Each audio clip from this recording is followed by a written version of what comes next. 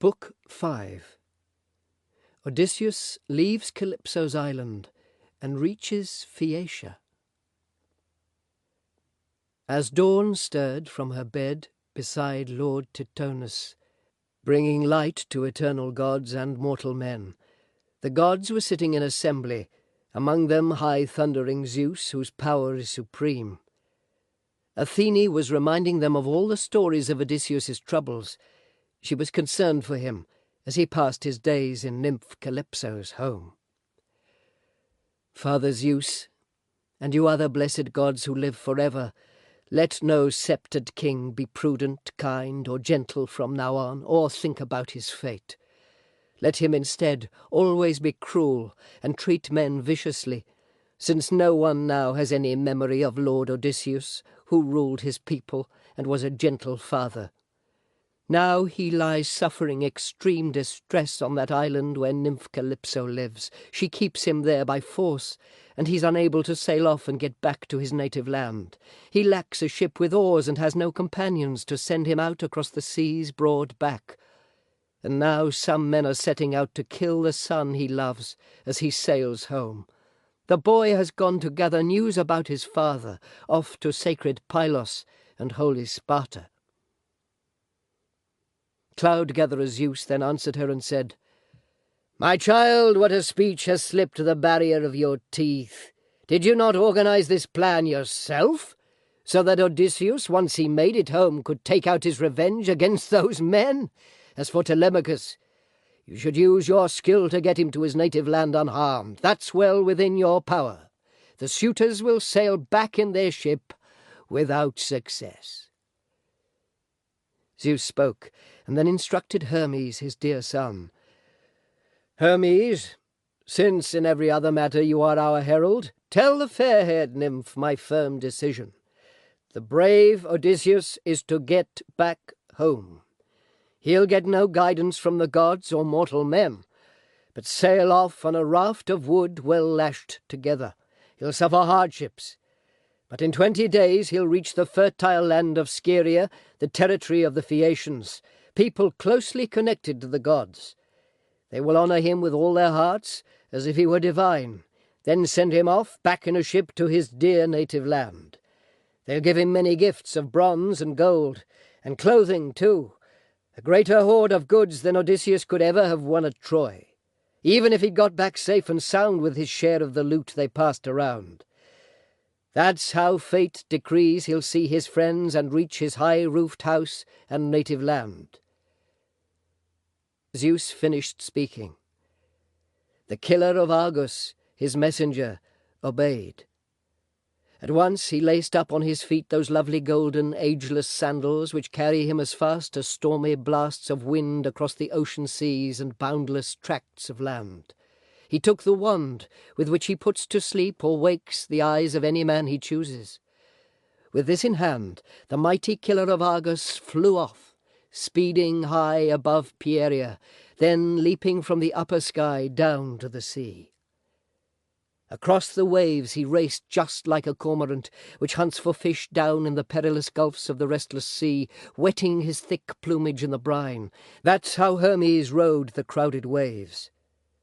But when he reached the distant island, he rose up out of the violet sea and moved on shore, until he reached the massive cave where Calypso, the fair-haired nymph, had her home.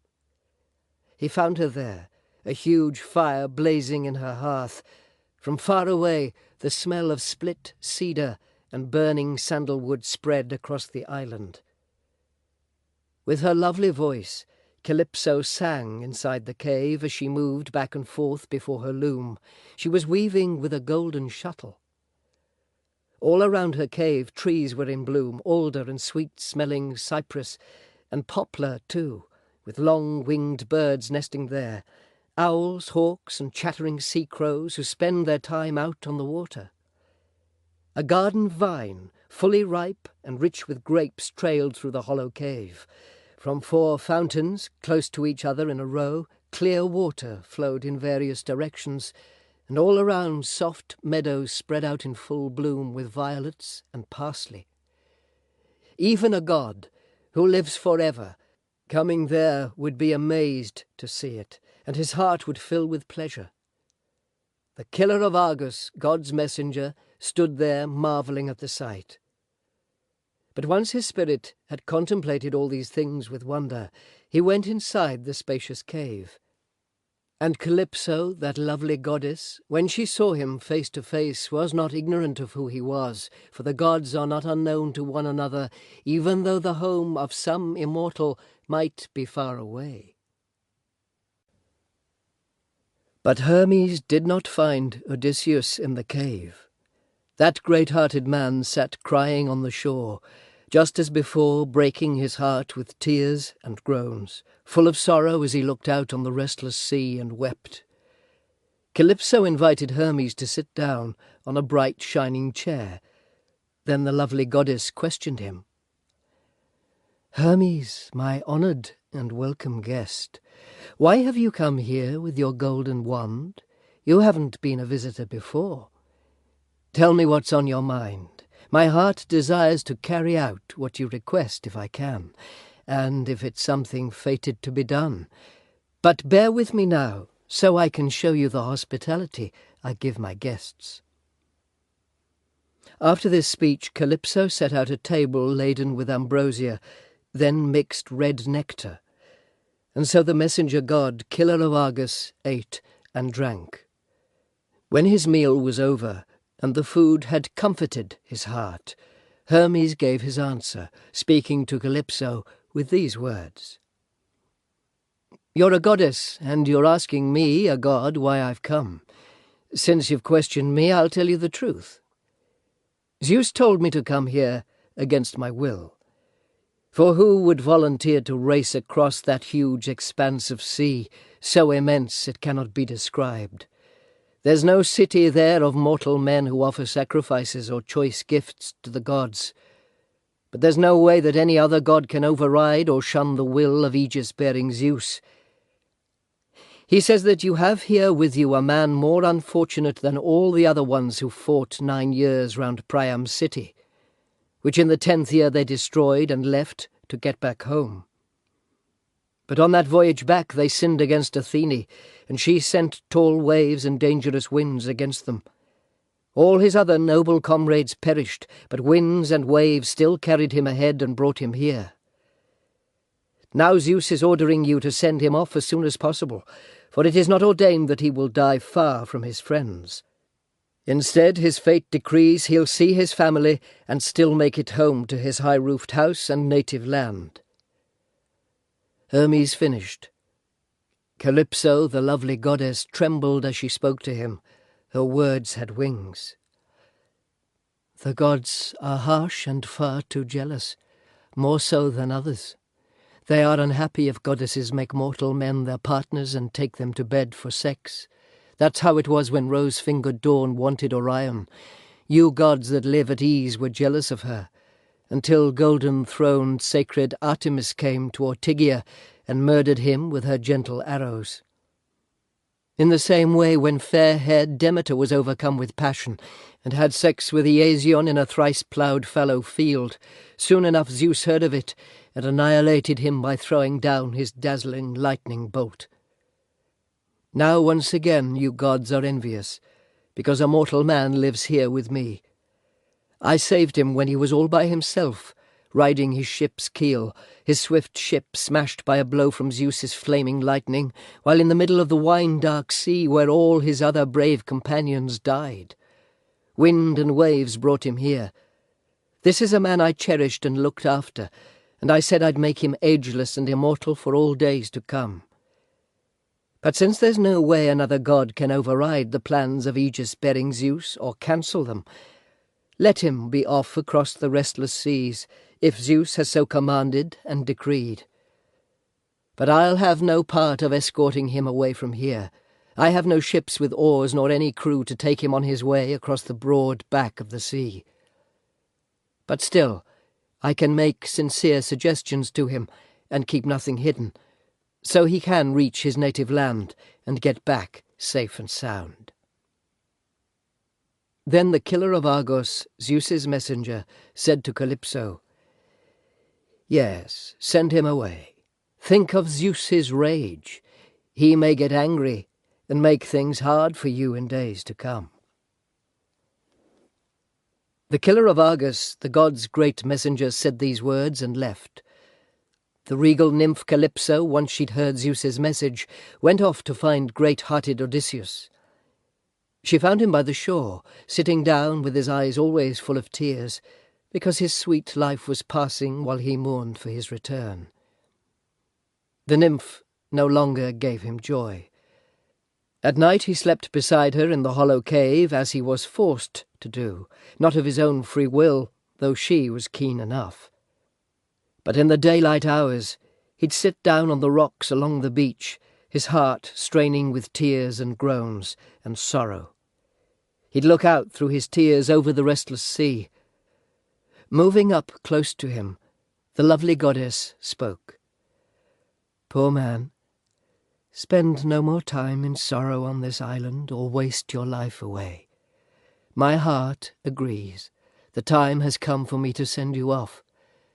So come now, cut long timbers with an axe and make a raft, a large one. Build a deck high upon it so it can carry you across the misty sea. I'll provision it with as much food and water and red wine as you will need to satisfy your wants. I'll give you clothes and send a favouring wind blowing from your stern, so you may reach your own native land unharmed, if the gods are willing, the ones who hold wide heaven, whose will and force are mightier than my own." Calypso finished. Lord Odysseus trembled, then spoke to her. His words had wings. "Goddess, in all this you're planning something different. You're not sending me back home when you tell me to get across that huge gulf of the sea and in a raft, a harsh and dangerous trip. Not even swift, well-balanced ships get through when they enjoy fair winds from Zeus. Besides, without your consent I'd never board a raft, not unless you, goddess, would undertake to swear a mighty oath on my behalf. You'll not come up with other devious plans to injure me." Odysseus finished speaking. Calypso, the lovely goddess, smiled, caressed him, and then replied by saying, "You're a cunning man, with no lack of wit, to consider giving such a speech. But let the earth stand witness, and wide heaven above, and the flowing waters of the river Styx, the mightiest and most terrible oath the blessed gods can make, I will not plan any other injury against you. No, I'll think of things and give advice as if I was scheming for my own advantage, if ever I should be in such distress. For my mind is just, and inside my chest there is no iron heart. It feels pity just like your own." The beautiful goddess finished speaking, then quickly led him from the place. He followed in her footsteps. Man and goddess reached the hollow cave. He sat down in the chair Hermes had just risen from, and the nymph set down all kinds of food to eat and drink, the sort of things mortal human beings consume. Then she took a seat facing godlike Odysseus, and her servants placed ambrosia and nectar right beside her. So the two of them reached out to take the fine food spread out before them. When they'd had their fill of food and drink, beautiful divine Calypso was the first to speak. "Nobly born son of Laertes, resourceful Odysseus, so you now wish to get back to your own dear native land without delay? In spite of everything, I wish you well.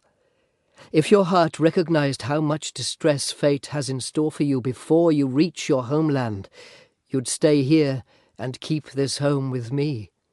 You'd never die, even though you yearn to see your wife, the one you always long for every day. I can boast that I'm no worse than her in how I look or bear myself. It's not right for mortal women to compete with gods in form and beauty." Resourceful Odysseus then answered her and said, "Mighty goddess, do not be angry with me over this. I myself know very well Penelope, although intelligent, is not your match to look at, not in stature or in beauty. But she's a human being and you're a god. You'll never die or age. But still I wish each and every day to get back home, to see the day when I return. And so, even if, out there on the wine-dark sea, some god breaks me apart, I will go on. The heart here in my chest is quite prepared to bear affliction. I've already had so many troubles, and I've worked so hard through waves and warfare. Let what's yet to come be added in with those." Odysseus finished. Then the sun went down, and it grew dark. The two of them went inside the inner chamber of the hollow cave, and lay down beside each other to make love. As soon as rose-fingered early dawn appeared, Odysseus quickly put on a cloak and tunic, and the nymph dressed in a long, white, shining robe, a lovely, lightly woven dress. Around her waist she fixed a gorgeous golden belt and placed a veil high on her head. Then she organized her plans so brave Odysseus could leave. She handed him a massive axe, well suited to his grip, and made of two-edged bronze. It had a finely crafted shaft of handsome olive wood. Next, she provided him a polished adze. Then she led him on a path down to the edges of the island where tall trees grew, alder, poplar, and pine that reached the upper sky, well-seasoned, dried-out wood which could keep him afloat. Once she'd pointed out to him where the large trees grew, Calypso, the lovely goddess, went back home.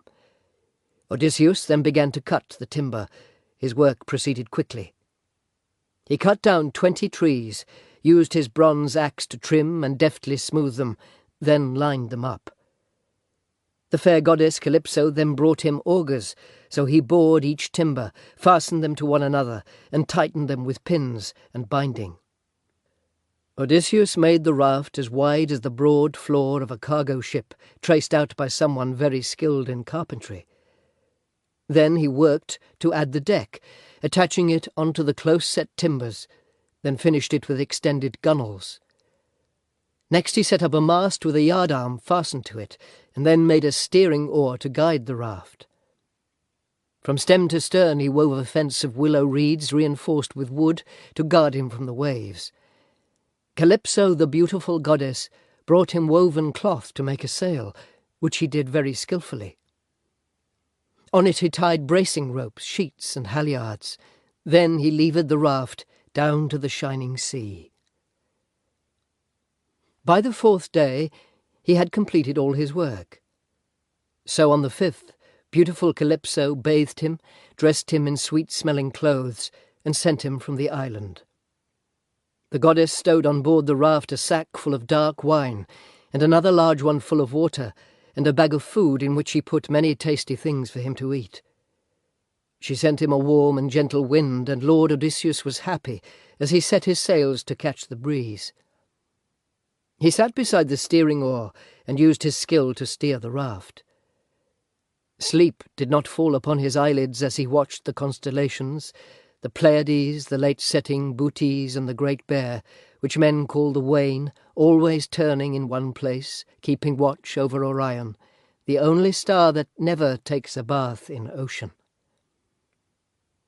Calypso, the lovely goddess, had told him to keep this star on his left as he moved across the sea.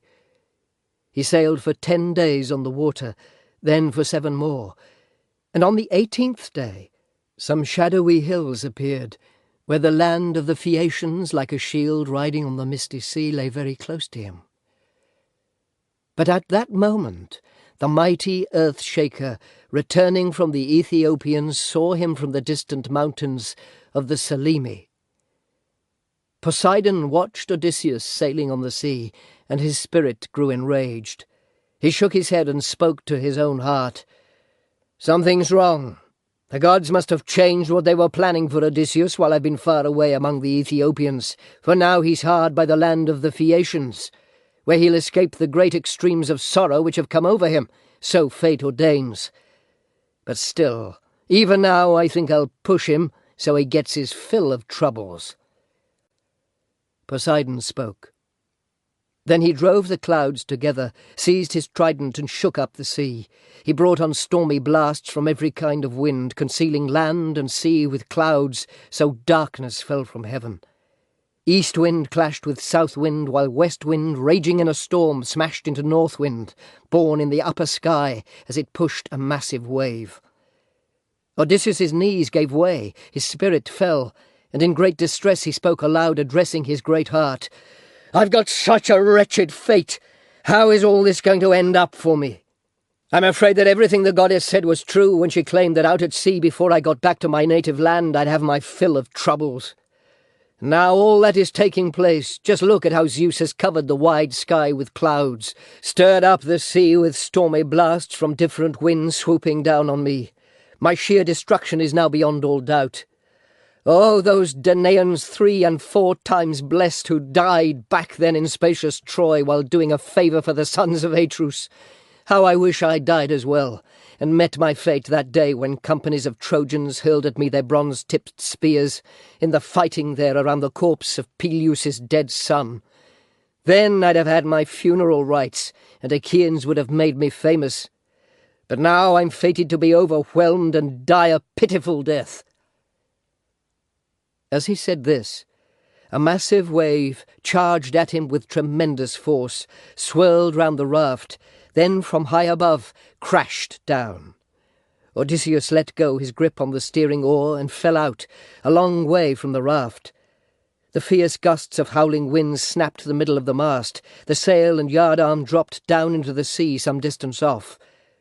For many moments he was held under the water. He found it difficult to rise above the power of that mighty wave, because the clothes he'd got from beautiful Calypso dragged him down. But finally he reached the surface, spitting tart salt water from his mouth as it streamed down from off his head.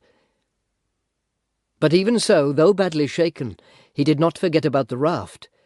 Through the waves he swam, grabbed hold, and crouched down in the middle, trying to escape destructive fate. The huge wave carried him along its course this way and that. Just as in autumn, north wind sweeps the thistle down along the plain and the tufts bunch up together, that's how the winds then drove his raft to and fro across the sea. Sometimes south wind would toss it over to north wind to carry. At other times east wind would let west wind lead the chase. Then Ino with the lovely ankles noticed him. Cadmus's daughter, once a mortal being with human speech, but now, deep in the sea, she was Leucothea and had her share of recognition from the gods. She felt pity for Odysseus as he suffered in his wandering. She rose up from the water like a seagull on the wing, perched on the raft, and spoke to him, saying, "You poor wretch, why do you put Earth-shaker Poseidon in such a furious temper, so that he keeps making all this trouble for you? No matter what he wants, he won't kill you. It seems to me you've got a clever mind, so do just what I say. Take off these clothes and leave the raft. Drift with the winds, but paddle with your hands and try to reach the land of the Phaeacians, where fate says you will be rescued. Here, take this veil, it's from the gods, and tie it round your chest. Then there's no fear you'll suffer anything or die. But when your hand can grab the shore, then take it off and throw it far from land into the wine-dark sea. Then turn away." The goddess spoke and handed him the veil. Then she left, diving like a seabird down in the heaving sea. A dark wave swallowed her. Then Lord Odysseus, who had endured so much, considered what to do. In his distress he addressed his own brave heart. "I'm in trouble. I hope none of the gods is weaving dangers for me once again with this advice of hers to leave the raft. Well, I won't follow what she says, not yet. For I can see with my own eyes how far off that land is where she said I would be saved. So what I'll do is what seems best to me. As long as these planks hold firm in place, I'll stay here and bear whatever troubles come. But once the waves have smashed my raft apart, I'll swim for it. There is no better way." As his mind and heart were thinking about this, Earth-shaker Poseidon set in motion a monstrous, menacing, and terrifying wave, arching high above his head, and drove it at him. Just as a storm wind scatters dry straw in a heap, blowing pieces here and there in all directions, that's how that wave split the long planks on the raft. But straddling aboard, as if riding a horse, Odysseus stripped away the clothing he'd received from fair Calypso. He wound the veil across his chest, and then, with arms outstretched, fell face first in the sea, trying to swim. The mighty shaker of the earth saw him, shook his head, then spoke to his own heart. "So now, after suffering so much anguish, keep wandering on the sea until you meet a people raised by Zeus. Still I don't think you'll be laughing at the troubles still in store." With these words Poseidon lashed his fine-maned horses and left for Aegae, where he has his splendid home. Then Athene, Zeus's daughter, thought up something new. She blocked the paths of every wind but one, and ordered all of them to stop and check their force, then roused the swift north wind and broke the waves in front, so divinely born Odysseus might yet meet the people of Phaeacia, who love the oar, avoiding death and fates. So for 2 days and nights he floated on the ocean waves, his heart filled with many thoughts of death. But when fair-haired dawn gave rise at last to the 3rd day, the wind died down, the sea grew calm and still. He was lifted up by a large swell, and as he quickly looked ahead, Odysseus saw the land close by. Just as children rejoice to see life in a father who lies sick, in savage pain through a long wasting illness with a cruel god afflicting him, and then to their delight the gods release him from disease, that's how Odysseus rejoiced when he could see the land and forests. He swam on ahead, eager to set foot on the shore. But when he'd come in close, as far as man's voice carries when he shouts, he heard the crashing of the sea against the rocks, huge waves with a dreadful roar, smashing on dry land and foaming spray concealing everything. There were no harbours fit for ships to ride or coves, but jutting headlands, rocks and cliffs. At that point Odysseus felt his knees and spirit give way, and in despair he spoke to his great heart. "What's this? Zeus has given me a glimpse of land, just when I'd lost hope, and I've made my way cutting across this gulf, but I can't find a place where I can leave this cold grey sea. There's an outer rim of jagged boulders where waves come crashing with a roar on them. The rock face rises sheer, the water there is deep, so there is no way to gain a foothold and escape destruction. If I try to land, a huge wave may pick me up and smash me on those protruding rocks, and my attempt would be quite useless. But if I keep swimming, and hope I'll find a sloping beach somewhere, or havens from the sea, then I'm afraid the stormy winds will grab me once again and carry me for all my heavy groaning across the fish-filled seas, or else some god may set some monstrous creature of the sea against me. Illustrious Amphitrite raises many beasts like that. I know well how great Earthshaker has been angry at me." As he debated in his mind and heart like this, a huge wave carried him toward the rocky shore. His skin would have been stripped and all his bones smashed up, but the goddess with the gleaming eyes, Athene, put a thought inside his mind.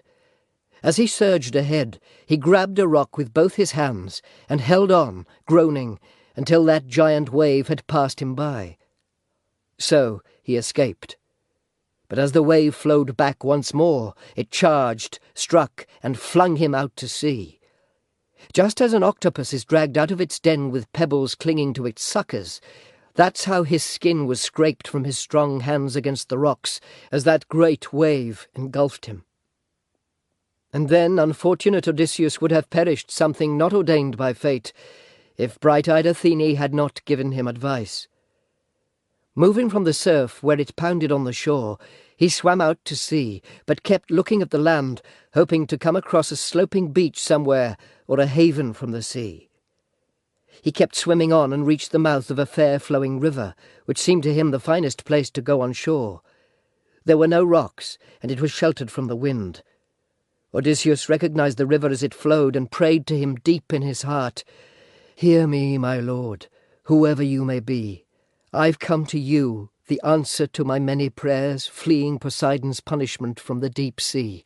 A man who visits as a wanderer commands respect even with deathless gods, just as I've now reached your stream and knees after suffering so much. So pity me, my lord. I claim to be your suppliant." Odysseus spoke. At once the god held back his flow, checked the waves, calmed the water up ahead of him, and brought him safely to the river mouth. Both knees bent, he let his strong hands fall. The sea had crushed his spirit. All his skin was swollen, and sea water flowed in streams up in his mouth and nose. He lay there breathless, without a word, hardly moving, quite overcome with terrible exhaustion. But when he revived and spirit moved back in his heart, he untied the veil the goddess gave him and let the river take it as it flowed out to the sea. A great wave carried it downstream, and then, without delay, Ino's friendly hands retrieved it. But Odysseus turned from the river, sank down in the rushes, and kissed life-giving earth. Then, in his anxiety, he spoke to his great heart. "What now? What's next for me? How will I end up? If I stay right here all through the wretched night with my eye on the riverbed, I fear the bitter frost and freshly fallen dew will both combine to overcome me when, weak as I am, my spirit's breath grows faint, the river wind blows cold in early morning.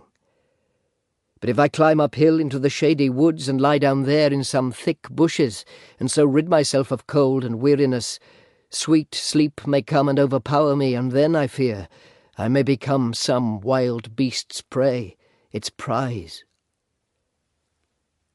As he thought it through, the best thing seemed to be to move up to the woods. Close by the water he found a place with a wide view, so he crept underneath 2 bushes growing from one stem. One was an olive tree, the other a wild thorn. Wet winds would not be strong enough to ever blow through both of these, nor could the bright sun's rays shine in, and rain would never penetrate. They grew so thick, all intertwined with one another. Under these Odysseus crawled, and immediately gathered up with his fine hands a spacious bed. Fallen leaves were all around, enough to cover 2 or 3 in winter-time, however bad the weather. When resourceful Lord Odysseus noticed that, he was happy, and lay down in the middle, heaping fallen leaves on top of him. Just as someone on a distant farm without a neighbour hides a torch underneath black embers, and thus saves a spark of fire so he won't need to kindle it from somewhere else, that's how Odysseus spread the leaves to cover him. Athene then poured sleep onto his eyes, covering his eyelids so he could find relief, a quick respite from his exhausting troubles.